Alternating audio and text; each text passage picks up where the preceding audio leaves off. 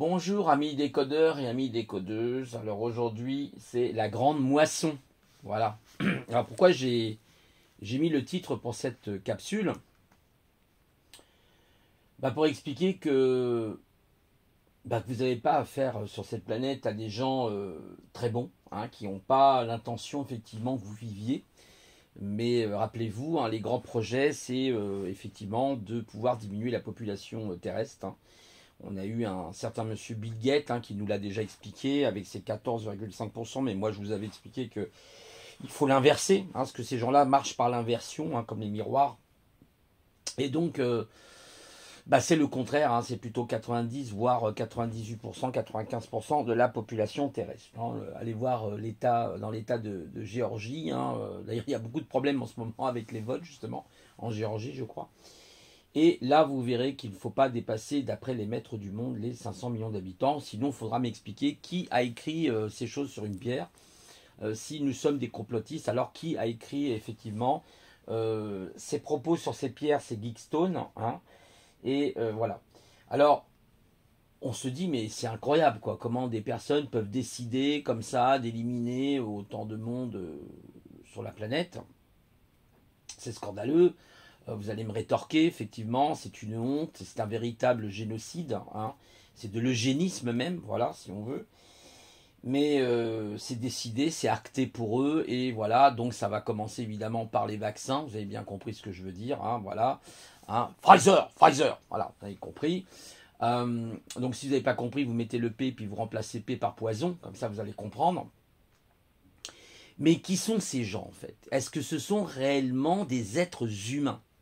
Est-ce que vous croyez qu'une minute, des êtres humains, tout à fait normalement constitués, équilibrés sur le plan psychologique, d'accord, ayant des capacités de réflexion, de logique, de conscience, croyez-vous réellement qu'ils auraient l'idée de tuer 90 ou 95% de la planète?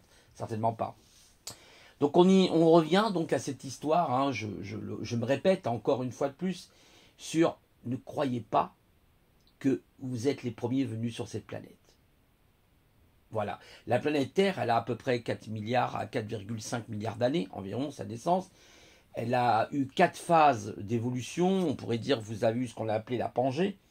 Vous avez eu l'ère, d'après les spécialistes en paléontologie, vous avez eu ensuite l'ère qu'on a appelée l'ère du Jurassic Park, il me semble, l'ère du Crétacé et l'ère moderne, on va dire l'ère contemporaine de notre époque. Bon.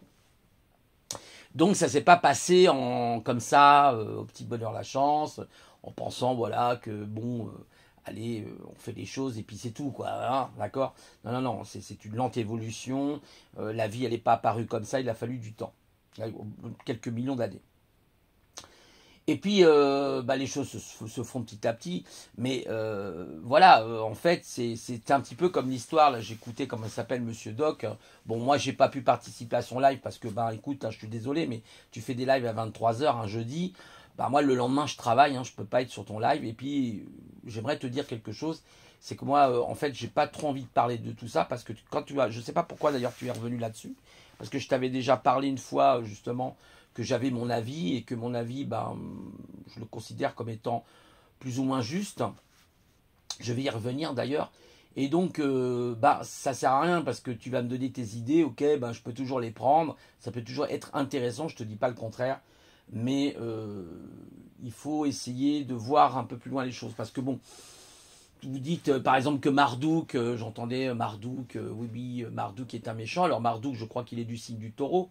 C'est un dieu guerrier, c'est un dieu, oui, peut-être puissant, effectivement.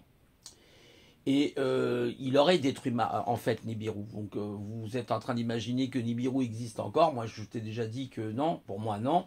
D'après mes lectures, d'après mes réflexions, d'après mes méditations, d'après ce que moi je ressens au plus profond de moi-même, je ne pense pas, et je pense aussi de m'extirper, enfin d'être justement, pas de m'extirper, mais plutôt au contraire d'être dans une logique, d'expliquer qu'en fait, peut-être ce que tu observes, parce que tu penses observer quelque chose, et c'est à tout ton honneur, parce qu'effectivement il y a des phénomènes assez surprenants dans l'espace, et ça j'en conçois, je le conçois. Mais peut-être, moi, je peux te dire aussi, c'est peut-être une marque tout simplement plasmatique. D'ailleurs, Jordi a des doutes aussi, d'après ce que j'ai compris, hein, quand j'ai réécouté un peu ton live, justement. Et donc, oui, il a des doutes. Oui, je comprends qu'il ait des doutes, d'ailleurs. Et d'ailleurs, en fait, ça peut être une marque énergétique, une marque plasmatique. Ça peut être la supposition, parce que avant que la Terre vienne et devienne ce qu'elle est, elle n'était pas la Terre, elle ne s'appelait pas la Terre, elle s'appelait Tiamat. Bon, Tiamat a été percutée par l'une des lunes de Nibiru et a fini par être complètement déchirée en elle, comme on dit, et a formé la Terre, a formé la Lune. On pense que la Lune aurait été effectivement une de ses formations, et que nous avons cette fameuse ceinture de Van Allen, hein, que vous connaissez très bien, qui est quasiment infranchissable, hein, d'ailleurs, hein, parce qu'il y a des débris de partout. On voit aussi les impacts, hein, qu'il y a sur la Lune. Alors, il y en a certains qui disent que la Lune ne serait qu'en réalité fausse, que ça serait une espèce de vaisseau, un peu comme dans Star Wars, vous savez, l'étoile de la mort, là. Moi, je sais pas, j'ai un petit peu de mal à comprendre ce concept, parce que quand même, on voit des cratères quand même assez visibles. Moi, pour avoir observé la Lune à la jumelle, enfin même l'observer avec carrément le télescope, moi, je peux dire vraiment que voilà, on voit bien qu'il y a des impacts. Et d'ailleurs, on voit même de temps en temps des impacts sur la Lune. Euh, donc voilà, et on pense que donc cette Tiamat a formé la Terre, etc. Mais il s'est mis à la bonne distance. Et d'ailleurs, en réalité, la Terre, vous savez qu'il y a 4 saisons, bah, à l'origine, il n'y avait pas de saison. La seule saison qui existait, c'était une espèce de saison équatoriale. C'était quelque chose un peu comme un espèce de printemps éternel. Donc vous aviez une température qui était idéale. Mais malheureusement, la Terre a bougé de son axe, parce que bah, il y a eu des guerres entre les dieux. Et ils ont utilisé des armes atomiques, je pense même des armes plasmatiques. Parce que, voilà. Alors, l'histoire, en fait, de ces Anunnaki que tu expliques, bah, d'abord, ça veut dire ceux qui sont descendus des cieux. Voilà l'expression, voilà le terme exact. Hein, ceux qui sont descendus des cieux. Il y a une personne qui avait mis un commentaire en disant c'est tous les 3000 ans. Bah, je vais être un peu plus précis, c'est tous les 3600 ans que sa révolution se faisait dans le sens inverse des aiguilles d'une montre. Il faut savoir que Nibiru était tout à l'opposé des autres planètes. C'est ce on pense justement, qui était à l'origine justement de tout le fracas dans le système planétaire, et qui amenait effectivement ces tremblements de terre, ces tsunamis, ces éruptions volcaniques, parce qu'elle était tout le contraire, elle tournait dans le sens contraire des autres planètes. Voilà, donc elle arrivait tous les 3600 ans, elle faisait des révolutions comme ça tous les 3600 ans. Effectivement, on pense d'ailleurs dans la Bible, elle est nommée l'étoile qu'on appelle, je crois, l'étoile amère, ou l'étoile de la Sphinx, il me semble, parce qu'elle est amère, effectivement. Certains la nomment aussi rouge, hein, vous savez, toute rouge. C'est pour ça que vous voyez souvent sur les marques de voitures, hein, je ne nommerai pas cette marque de voiture, où vous voyez effectivement une planète avec des ailes de chaque côté, bah, c'est Nibiru, tout simplement. Hein. C'est d'ailleurs même un symbole qu'on retrouve beaucoup. Par exemple, je crois sous Sargon, on retrouvait effectivement cette symbolique de l'aile, avec cette espèce de disque au milieu. C'était effectivement Nibiru. Et donc, pour revenir à ça, bah, qu'est-ce qui s'est passé? Bah, il s'est passé qu'effectivement, à un moment donné, bah, il y a eu plusieurs révolutions de cette fameuse Nibiru. Il n'y en a pas eu qu'une seule, hein, vous imaginez bien.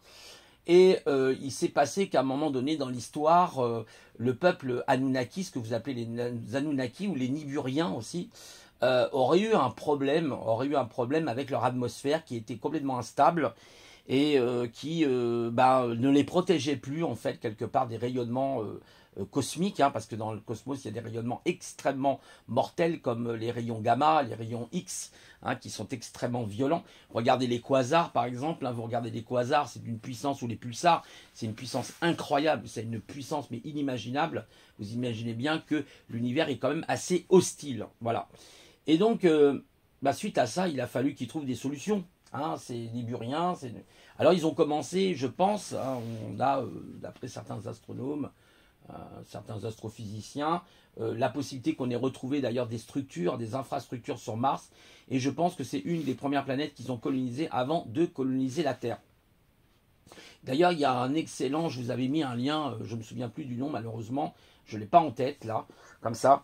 Il a une chaîne YouTube, il a même, je crois, un blog où il parle justement de cette possibilité, même pas de cette possibilité, que Mars aurait été habité. Voilà. Et on retrouve effectivement des artefacts assez étranges, et même certains astronomes auraient pu découvrir, notamment en envoyant le fameux robot là, on aurait pu effectivement retrouver des mines d'or qui auraient été exploitées il y a des centaines et des centaines de milliers d'années, voire peut-être même des millions, enfin moi je pense plutôt des centaines de milliers d'années, et pour extraire cet or et protéger effectivement Nibiru qui était en piteux état, et à un moment donné ils se sont aperçus que la Terre avait beaucoup plus d'or justement, et c'est là où vous avez eu toute cette histoire, l'histoire notamment de Ea, hein. Au départ c'était Ea, il est devenu Enki.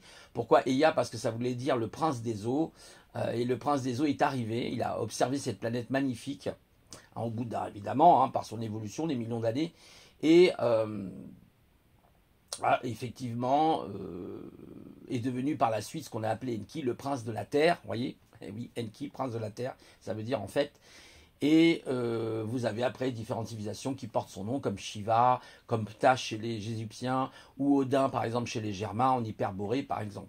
Voilà, parce qu'il avait la faculté, j'en reviendrai, quantique de faire certaines choses. Voilà, bon. Et ensuite, qu'est-ce qui s'est passé? Il a commencé à explorer ces planètes. Il a été répété à son père Anu. Hein, voilà, il s'appelait Anu. Hein, voilà, il s'appelle toujours Anu. Sa planète, d'ailleurs, aujourd'hui, je crois que c'est Saturne. La belle planète Saturne. Tous les samedis, hein, il nous fait des petits coups là, assez tordus, d'ailleurs. D'ailleurs, en ce moment, Saturne a beaucoup d'activités. Il y a des scientifiques qui disent qu'ils trouvent ça très surprenant. Il y a des trucs un peu bizarres qui se passent sur Saturne en ce moment. Bah oui, il se trouve des trucs bizarres parce que vous verrez, il y aura quelque chose qui viendra aussi bientôt dans notre continuum, on va dire, notre continuum planétaire. Mais ça va pas arriver tout de suite, hein, voilà, il faut un certain temps. Mais ça viendra pour pouvoir purger la Terre, justement. Et Gaïa va y participer aussi. Notamment avec des probabilités, je vous préviens aussi d'avance, hein, ça c'est pas moi qui le dis, c'est aussi des scientifiques, parce que moi j'aime bien les choses quand même assez scientifiques, après les choses qu'on va penser nous-mêmes par notre propre développement de pensée holistique ou mystique. Bon, moi je suis pas trop, moi tous les phénomènes surnaturels, j'aime pas trop ça, je suis pas trop dans le surnaturel, je pense que les choses sont plutôt naturelles, voilà, elles sont comme ça, et je vous expliquerai pourquoi. Et donc, pour pas que je me mélange, je vais revenir un peu à mes moutons, si on peut dire. Et ben, en fait, à un moment donné, il dit, bah voilà, cette planète est exploitable. Ils ont commencé à envoyer des vaisseaux, etc. Et puis, ils ont effectivement extrait de l'or. Et c'était notamment, je crois, les Gigi ou les Lulu, mais il me semble que c'est plutôt les Gigi, qui étaient un peu, si vous voulez, les Anunnaki qui devaient travailler les mines, donc ils devaient travailler durement les mines, hein, bon, malgré qu'ils avaient du matériel, j'imagine, très évolué. Hein, on a vu par exemple en Afrique du Sud, ou même un peu partout dans le monde, on a retrouvé des mines d'abord estimées par des géophysiciens, des géologues à plus de 200 000 ans, 250 000, voire même 300 000 ans. Donc vous imaginez, qui auraient été exploitées il y a 300 000 ans, 250 000 ans. Donc c'est pas d'aujourd'hui. Et d'après ces géologues, hein, voilà, il faudrait que je retrouve la source du coup, parce que c'est important de nommer les sources, parce que après, les gens vous disent oui, c'est ta propre invention, c'est toi qui as fait encore des élucubrations avec ton esprit. Non, c'est pas du tout ça, c'est tout à fait, il y a des choses assez surprenantes. On reviendra d'ailleurs à Blade Dio justement. Et donc, pour vous dire, voilà, c'est que il faut arrêter d'imaginer que voilà, les choses sont simples, que l'humain serait le produit d'une simple évolution, d'une création spontanée. Hein. J'ai aussi des gens qui parlent de création spontanée. Bon, moi je veux bien, enfin bon, je sais pas, ça me paraît un peu surprenant. Parce qu'on a quand même trouvé, on a trouvé Lucie, on a trouvé aussi l'Homo erectus. Hein, on pense à Lucie bien sûr, mais c'est un peu plus compliqué que ça, même si c'est très intéressant. Je crois que c'était un Australopithèque, hein, Lucie. Et donc, pour revenir à ça, c'est à un moment donné, si vous voulez, ces Gigi en question, quand ils exploitaient les mines d'or, ont commencé à se révolter, un peu comme les ouvriers, hein, quand ils font grève chez les humains, c'est pareil, ils se révoltent, ils font grève, ils sont pas d'accord, augmentation de salaire, etc. Les conditions de travail sont déplorables, ils veulent de meilleures conditions de travail, vous connaissez la suite. Bon. Et donc, ils ont commencé à exploiter cet or pour protéger leur planète, et puis ils ont fait grève, et là, il y avait un problème, parce qu'ils disent, on va faire comment? Parce que nous, on en a besoin pour protéger notre planète, et notamment la planète de Nibiru.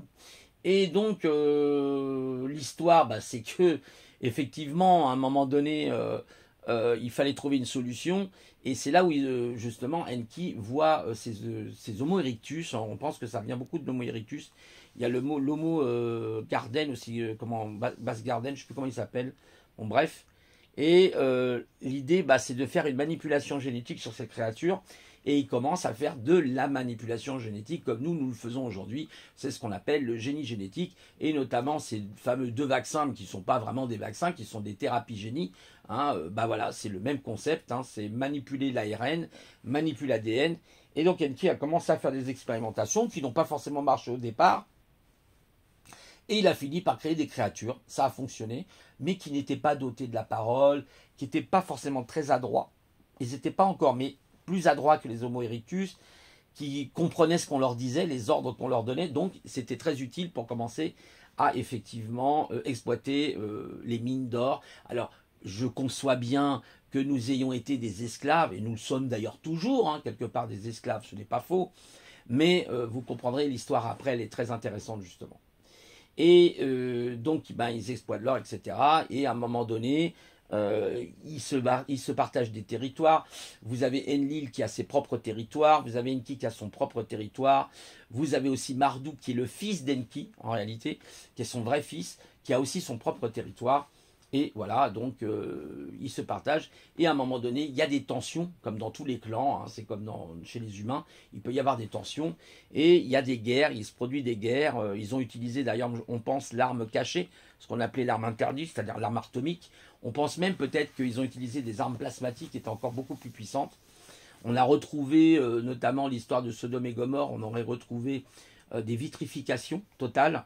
Alors la vitrification, c'est un procédé qui peut aussi exister en chauffant des pierres, on est bien d'accord. Donc la silice, et ça devient vitrifié à une très haute température. C'est comme le verre, ça fond et ça se vitrifie. Mais là, c'était sur de très très grandes zones, ça s'étalait sur de très grandes zones et à une certaine profondeur. Donc d'ailleurs, il y a eu des physiciens qui ont des géophysiciens, des géologues, des physiciens qui ont même pris le compteur Gégère et puis se sont aperçus qu'il y avait un taux de radiation qui était anormalement élevé pour cette période-là. Ils peuvent supposer qu'ils disent quand même c'est assez surprenant. On ne comprend pas parce qu'ils disaient oui, il existe une radioactivité naturelle sur la Terre, on est d'accord, mais là les taux de Becquerel étaient beaucoup trop élevés pour eux et il y a eu quelque chose d'incroyable. Ils disent on ne sait pas ce que c'est. Certains, alors on peut supposer qu'il y aurait pu y avoir une comète ou un astéroïde aussi. Voilà, il y a cette thèse aussi qui est tenue. Peut-être. D'ailleurs, Bledio, je crois, elle en parle, de cette thèse, de cette hypothèse plus exactement. C'est possible. Mais on pense quand même que ces dieux auraient utilisé ces armes. D'ailleurs, dans le livre justement que j'avais conseillé à Doc de lire, qui est justement Enki et justement les grandes prophéties d'Enki, il devrait lire parce que c'est très intéressant, où il nous montre justement qu'à un moment donné, il est dans une ville et il sent le souffle chaud qui arrive. Bah oui, c'est le souffle, on pense, d'une bombe atomique. Vous savez, ces fameux phénomènes mécaniques, quand une bombe atomique explose, vous avez différentes phases, effectivement, dans l'explosion d'une bombe atomique. Et donc, en fait, si vous voulez, ensuite, c'est accaparé toute l'histoire biblique, cette histoire du déluge, etc. Parce que qu'est-ce qui s'est passé? Anu, à un moment donné, a dit à Enki, notamment, particulièrement à Enki, de détruire cette création qu'il avait faite. Parce qu'il a fini par... oui, alors c'est un peu... Je ne peux pas tout vous expliquer l'histoire, parce que c'est tout le livre, donc c'est très très compliqué. Il faudrait plusieurs capsules pour vous expliquer tout ça.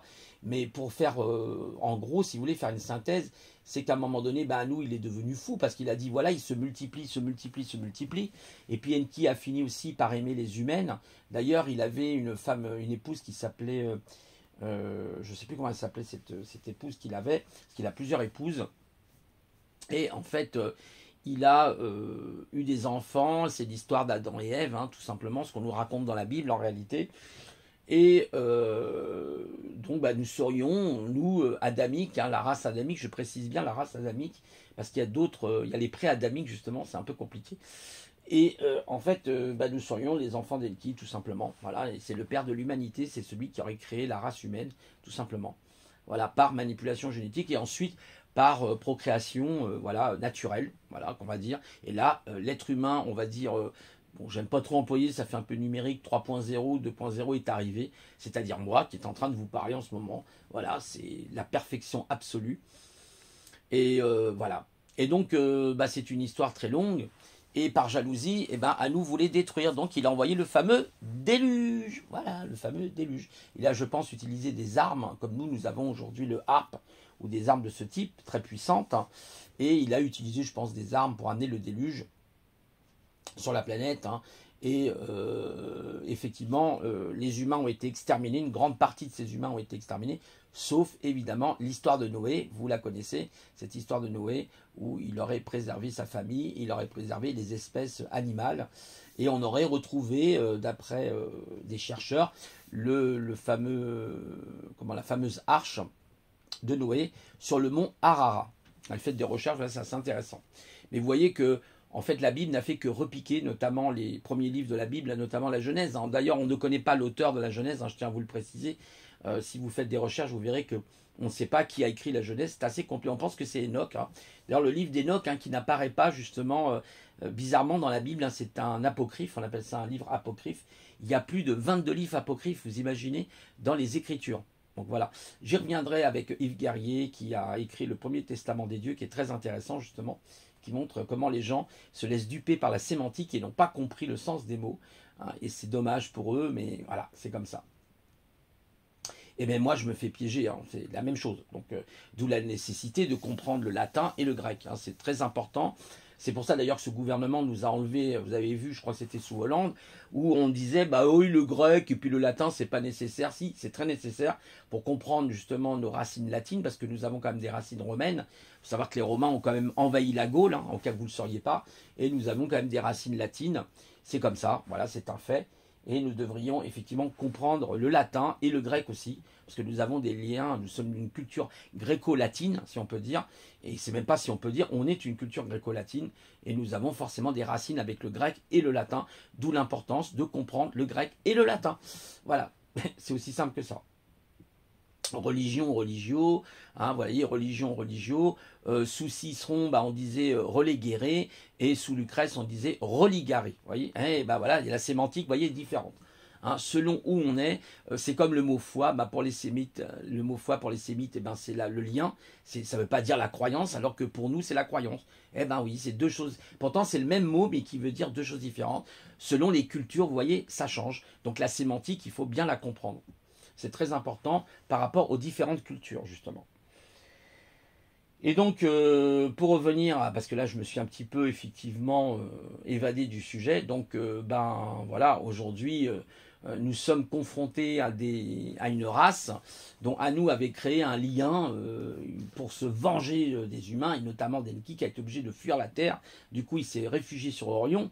Voilà l'histoire, c'est pour ça qu'on vous parle de ces pyramides qui pointent vers Orion.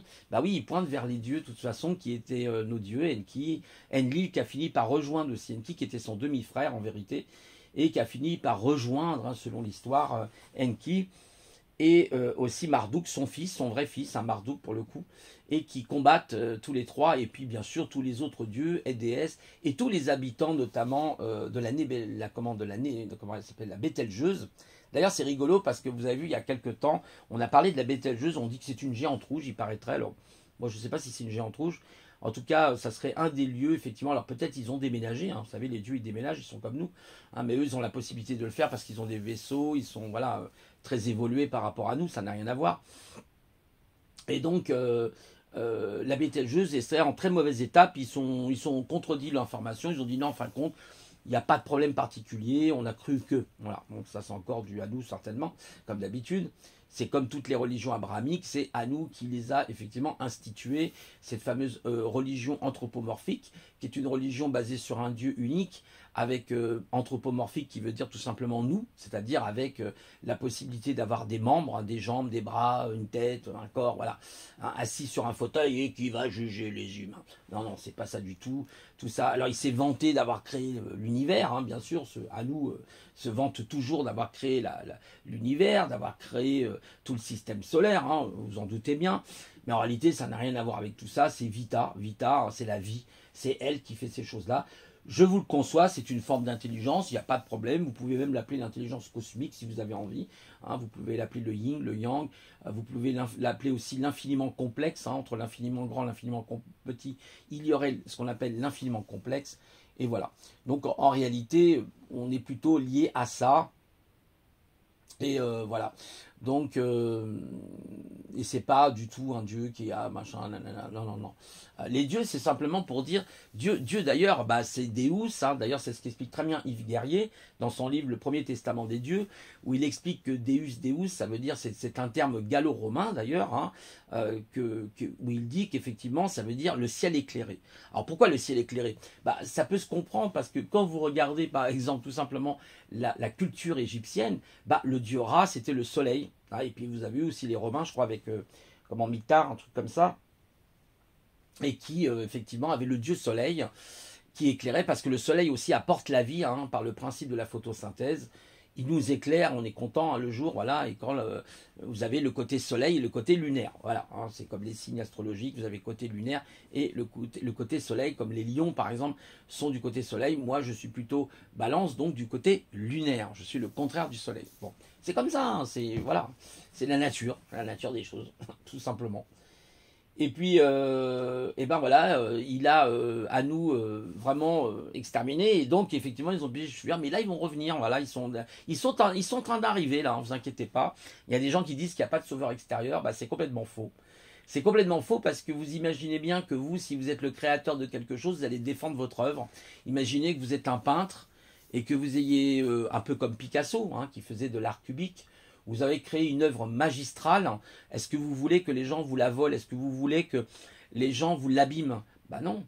Bah vous croyez quoi? Vous croyez que qui, quand il est venu pour effectivement réaliser l'homme, hein, cette beauté qu'est l'homme, vous croyez réellement qu'il va laisser tomber ses créatures? Bah non, certainement pas. C'est le même concept. Alors bien sûr, il faut nous sauver nous-mêmes en premier. C'est ce que d'ailleurs il le dit, hein, il le précise, très très très important. C'est à vous, hein, et ça appartient. Il le dit, c'est à vous qu'appartient votre avenir. Donc il faut absolument que nous, bah, on prenne conscience. Sinon, bah après, ils peuvent pas non plus tout faire pour nous. Voilà. Mais ils feront les choses par rapport à des créatures que vous pouvez même pas imaginer, qui sont autour de vous. Vous croyez que vos chefs, vos dirigeants sont vraiment des humains. Observez bien Macron, observez bien certaines personnes, vous allez voir qu'il y a des trucs assez étranges dans leur tic et dans leur comportement. Voilà. Il y a des choses un peu bizarres, on va dire. Alors c'est peut-être de la consanguinité, j'en sais rien, mais en tout cas c'est assez bizarre. Hein, voilà. Il y a des comportements assez étranges. Notamment des maladies aussi qu'on appelle la psychopathie, hein, qui est quand même une maladie très grave. Hein. Donc il y a même, on pense que même certains neurologues expliqueraient que certains individus n'ont pas de cerveau limbique, donc ça veut dire qu'ils n'ont pas de sentiments. Vous imaginez, ne pas avoir de cerveau limbique, c'est-à-dire ne pas avoir d'émotion, ne rien ressentir, c'est ce qui ferait les psychopathes, hein, les vrais psychopathes. Et vous avez à peu près, je crois, entre 10 et 12% de la population qui serait psychopathe. Et parmi les psychopathes, vous avez 1% de tueurs, je crois, 1 ou 2%. Bon, heureusement, il n'y en a pas autant que ça, mais il y en a quand même. Voilà. Et tous ces dictateurs, hein, voilà, tout simplement. Alors certains diront oui, mais c'est le concept de l'argent, c'est le capitalisme, mais c'est eux qui ont justement fait le capitalisme. Hein. Voilà, c'est eux qui sont à l'origine du capitalisme, l'argent, etc. Vous savez que le monde, souvent on dit, il tourne par rapport à trois, comment dire, trois choses qui sont l'argent, le pouvoir et le sexe. Hein, vous avez bien compris, si vous avez l'argent, vous avez le pouvoir, et vous avez aussi le sexe. Voilà, ils aiment beaucoup ça, c'est pour ça que la pornographie a été démocratisée, c'est pour ça que vous avez toutes ces choses-là. Ce sont des êtres hideux, voilà, hein, je peux vous dire que ce ne sont pas de belles entités, ça c'est sûr et certain, mais bientôt leur compte sera réglé. C'est pour ça qu'ils sont sous la précipitation en ce moment, ils paniquent parce qu'il y en a qui leur donne des petits biscuits, vous savez, des petits biscuits qui permettent justement de les embrouiller, vous savez, d'embrouiller les pistes, hein, vous savez, comme quand vous jouez, vous savez, à la chasse au trésor, on peut vous mettre sur une fausse piste. Et ben, c'est ce qu'il fait. Et c'est pour ça que c'est le bordel.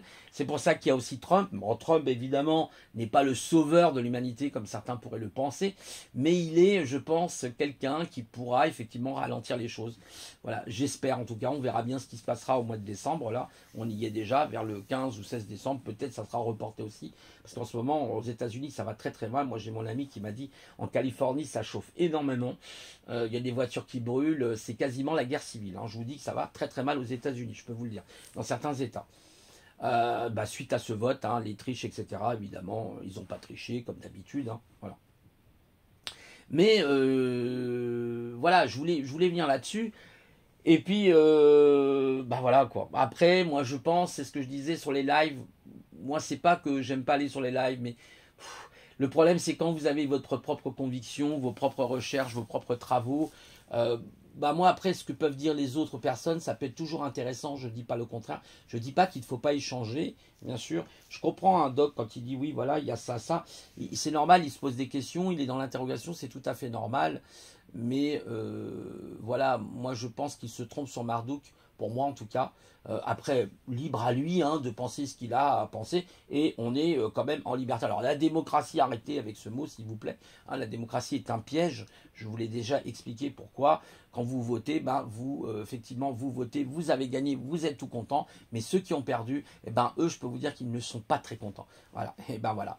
Donc vous divisez pour mieux régner, la division. Alors oui, vous allez me dire, oui, mais le monde unique, c'est le monde unique, c'est ce qu'ils veulent faire. Ils veulent effectivement créer un monolithe qui sera le nouvel ordre mondial, ce monolithe où tout le monde devra avoir effacé ses cultures et penser, la nouvelle religion de l'argent, la nouvelle religion. Alors, je ne sais pas ce qu'ils vont nous inventer comme religion d'ailleurs. Mais ça va se passer sur des années, ça ne va pas se passer maintenant. Mais là, on est en cours. Là, c'est l'encours. Ça y est. 2021, bon, je pense que vous avez compris qu'il va falloir vous accrocher. D'ailleurs, c'est étonnant parce que vous avez vu que, bon, ils ont laissé Noël, mais ils interdisent le Nouvel An. Ah, parce que le Nouvel An, on se dit bonne année, bonne santé. Et attention pour Noël, ne soyez pas plus de 6. Ah, c'est très important pour eux le chiffre 6. Vous voyez à qui on a affaire. On a vraiment affaire à des détraqués. On a vraiment affaire à des despotites. Des gens qui jouent avec nous. On est en prison depuis 1 an là. Et il faudrait peut-être que les gens se réveillent quand même.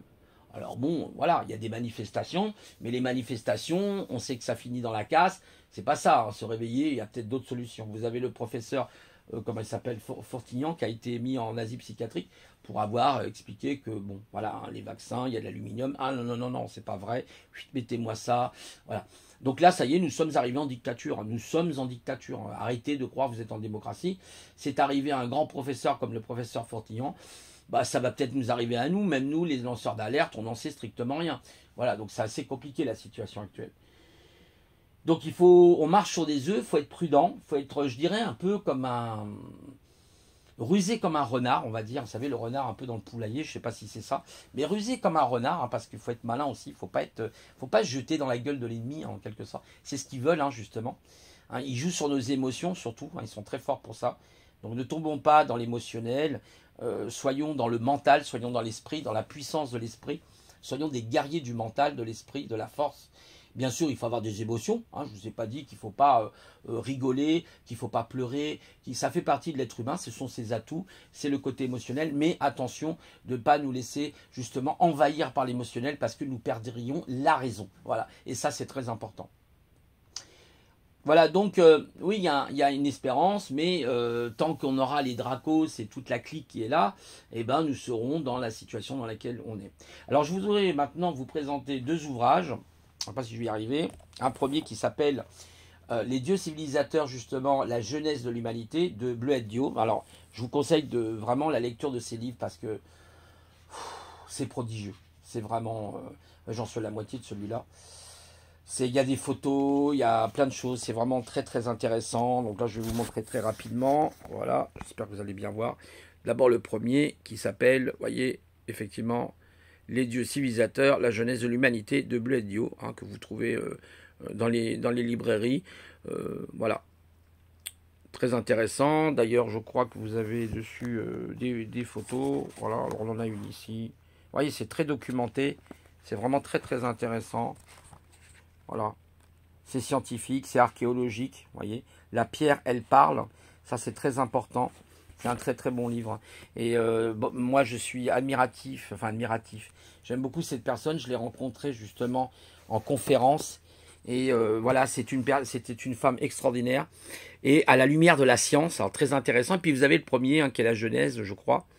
Je ne sais plus, je ne l'ai pas, il est quelque part par là. Mais vous avez le premier, vous regarderez, de toute façon, vous trouverez les autres titres, sans problème. Il y en a 3 au total, ou 4.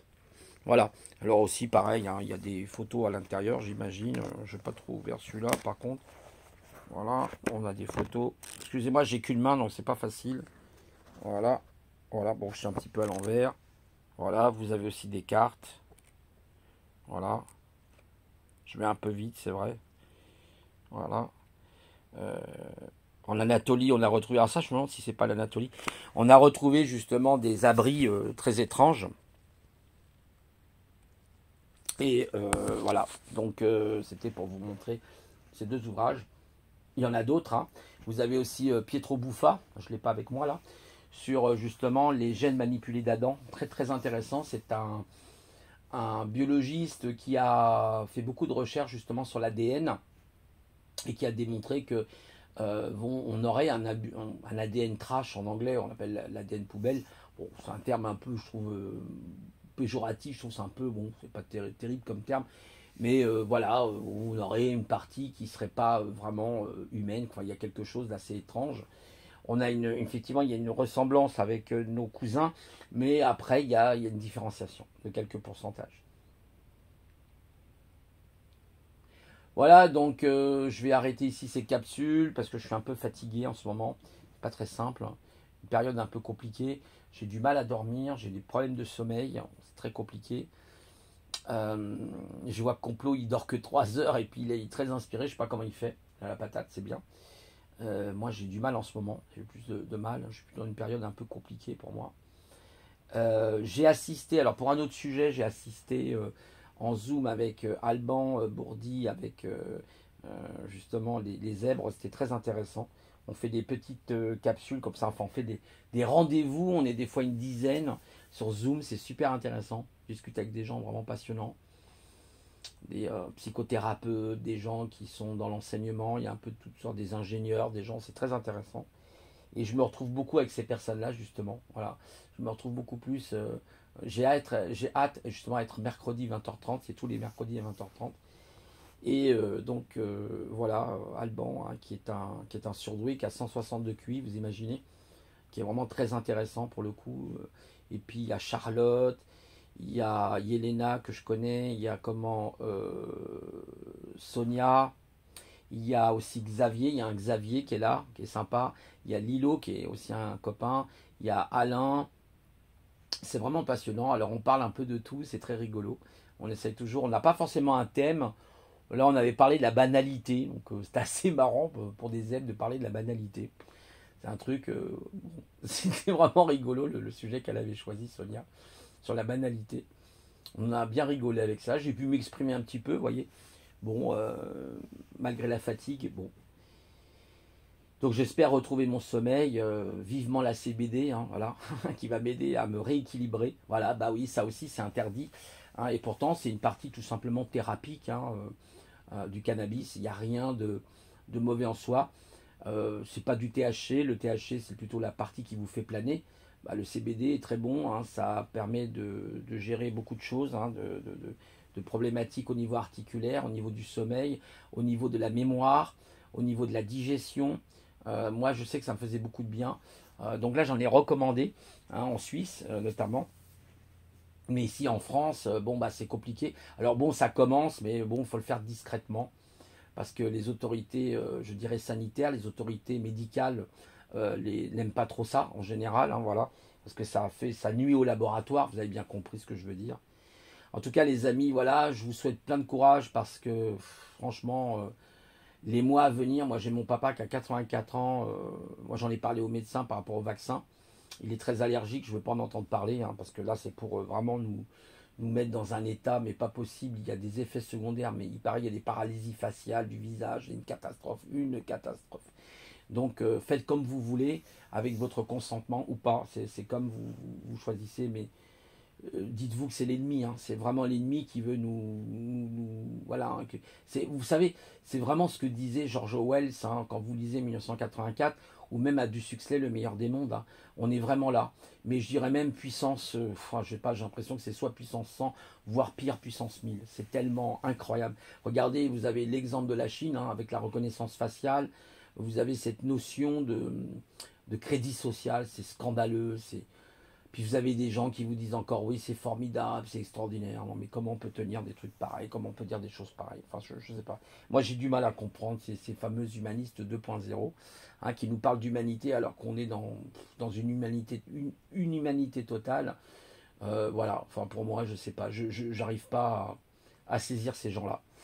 Mais bon, ils verront eux-mêmes, hein, c'est leur choix. Ils auront fait le choix. Chacun fera ses choix le jour du grand basculement, parce qu'il y aura un grand basculement. Il y a une probabilité, d'après justement certains géologues, géomagnéticiens, de possibilité d'un renversement des pôles. Parce que le pôle magnétique, vous avez le pôle géographique, mais vous avez aussi ce qu'on appelle donc le pôle magnétique, hein, qui est complètement différent du pôle géographique et qui est en train de glisser actuellement. Il y a quelques temps, je crois il y a 2 ans, je ne sais plus si c'est 2, 3 ans, il était à plus de 80 km. Maintenant, il est bien au-delà de 80 km. Ils sont très inquiets parce qu'ils disaient qu'il y a un risque, il peut y avoir un risque de basculement. C'est une probabilité, attention, ils n'ont pas dit que c'était quelque chose de garanti à 100%, mais il paraîtrait que d'après certains géologues, la Terre aurait connu ce genre de basculement. Donc c'est tout à fait probable. Voilà. Et puis on nous cache le soleil, hein. Je ne sais pas si vous avez observé dans certaines régions de la France, même dans le sud de la France, je pense que ça arrive que le ciel soit couvert, pas toujours bien sûr, parce que c'est le sud de la France, peut-être que voilà, ils ont un peu plus de chance. Mais là, on nous couvre le soleil, hein. Vous savez que le soleil est important pour la vitamine D, je crois la vitamine E aussi, il me semble, parce qu'on ne peut pas la synthétiser. Vous voyez, tout ça, c'est voulu. Enfin, je pense qu'il y a des choses assez étranges. Enfin, voulu, oui et non, hein. Évidemment, il y a aussi la météo, c'est sûr. Tout est détraqué, vous avez bien vu que, évidemment. Voilà. Donc, pour revenir vite fait à Nibiru, moi j'ai l'hypothèse que ce que vous voyez en fait, je pense pas que c'est Nibiru. Par contre, il est possible qu'une de ces lunes soit restée et continue sa trajectoire, hein, qu'elle suivait avec Nibiru. C'est possible. C'est une éventualité, mais en physique, ça paraît un peu probable parce qu'il y a une histoire de gravité avec la planète Nibiru. Après, bon, c'est possible, hein, il y a une possibilité, peut-être que ça peut être, voilà, ce genre de choses. Donc attention au piège aussi. Vous avez aussi ce qu'on appelle l'illusion optique, vous avez ce qu'on appelle le trafic. Moi j'ai fait un peu d'astronomie et vous avez ce qu'on appelle le flou optique. Vous avez beaucoup de choses comme ça, faire très attention quand vous observez les choses. Moi j'observe avec des jumelles ou j'observe avec une longue vue, un télescope même, hein, j'ai même un télescope. J'ai pu observer la Lune et je peux vous dire des fois, oui, il y a des flous, ce qu'on appelle des flous lunaires. Vous avez des flux et des influx parce que bah, c'est physique. Vous avez ce qu'on appelle des courants chauds, des courants froids. Vous avez des courants ascendants, descendants. Bon, voilà, c'est toujours assez complexe, hein, l'astronomie. C'est très intéressant, par contre, c'est un domaine passionnant de voir voilà, comment notre Lune, ne serait-ce que la Lune, et puis les autres planètes, même Saturne, n'a qu'à bien ses anneaux, je tiens à le préciser, et non pas des espèces de sémaphores qui clignotent dans le ciel. Enfin bon, bref. Moi, je ne vais pas revenir sur cette fameuse théorie, hein, que vous connaissez. Voilà, bon bref, moi, chacun après est libre de faire ce qu'il veut, de penser ce qu'il veut, mais moi aussi je suis libre de penser ce que je veux. Et voilà, et c'est tout à mon honneur, comme c'est à tout est à votre honneur aussi. Voilà, moi je vais vous laisser, je vous souhaite un bon samedi, je vous dis à une prochaine fois, en étant plus en forme j'espère, parce que je suis pas trop en forme en ce moment. Je suis un peu difficile, puis mon papa là c'est compliqué, ça devient de plus en plus compliqué. Il a du mal maintenant un peu à retenir certaines choses. Ouais, je doute, c'est une certaine maladie, j'ai bien peur. Mais bon, il nous reconnaît déjà, c'est pas mal. Mais on verra bien la suite, hein. Qu'est-ce que vous voulez, il a 84 ans, il a beaucoup d'antécédents médicaux au niveau neurologique, donc c'est assez compliqué. Voilà, on fait comme on peut. Moi, je ne vais pas le mettre en EHPAD. Tant que je peux tenir, je tiens. Parce que quand je vois l'état des EHPAD, enfin, je suis scandalisé. Les pays des droits de l'homme, mais je rêve, c'est pas possible. C'est un cauchemar. De Gaulle disait les Français sont des veaux, arrêtons d'être des veaux, hein, voilà, c'est tout. Bon, et puis bah écoutez, je vous souhaite un bon samedi, j'en ai fini là, et à plus tard, c'était Didier, au revoir.